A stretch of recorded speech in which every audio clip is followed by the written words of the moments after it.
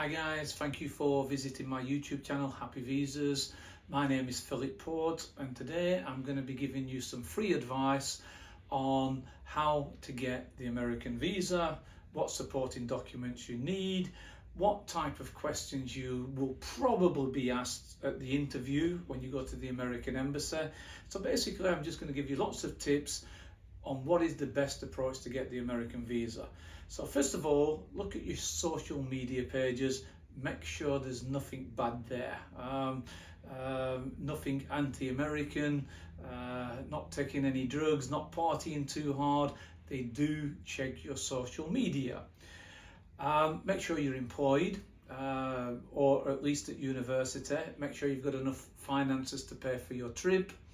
Your family ties, property in your home country, car documents if you've got them, all these they're going to want to see. So make sure employment letter, bank letter, these are the most important. Marriage certificate if you're married, children's birth certificate if you've got children. Now, what questions might you be asked when you go for your interview? Obviously, they're going to be asking, why do you want to go to America? What are you going to be doing there? Do you have any friends or family there? So make sure you're ready for these questions. Make sure you know what you're going to see there, you know what you're going to do.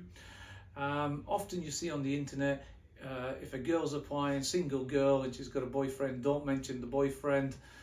Tricky one. I don't know how to answer that one.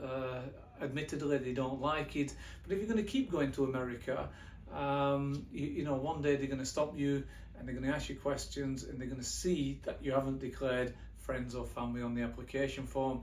So I always like to mention and just show the relationship, show photographs, show that you've met. That's how I normally answer that. They might ask, why are you leaving your wife and children or your husband and children? Why they're not traveling with you? They might ask, very expensive trip, you don't have such a high amount of savings. Why would you spend so much of your income on a holiday to America? You know, why you're not going with the family, as I just said. They're going to be asking that. They're going to be asking about what job title you have, what are your day-to-day responsibilities, what have your job. Now, admittedly, if you prepare well on the application form and you're descriptive on the application form, they might not ask any questions. Some people go in there and they instantly get the visa and they're in there, you know, have a good trip to America. But if you're the unfortunate one where they're going to ask you a lot of questions, they're going to ask also, are you traveling with anybody? It's going to look a little bit suspicious, single person, male or female, traveling alone to the United States. It's not a common occurrence. It might raise eyebrows. So, you know, you might want to ask a friend, look, can we travel together? You know, it's always better if two people go. They might ask that. So all these are the type of questions they're going to ask. They're going to be asked, where are you staying in the United States? They're going to be asking, you know, have you got return flight tickets? If you haven't, have a good reason why you don't have the return flight tickets. All these are the type of questions that they're going to ask. Now remember, a lot of information they already have you know, on you. They've already, you know, that application goes through. Once you submit it online, they're already doing an investigation. They're already looking at your social media. They're already Googling or looking on social media platforms, search engines, to see who you are, see if they can find anything incriminating against you.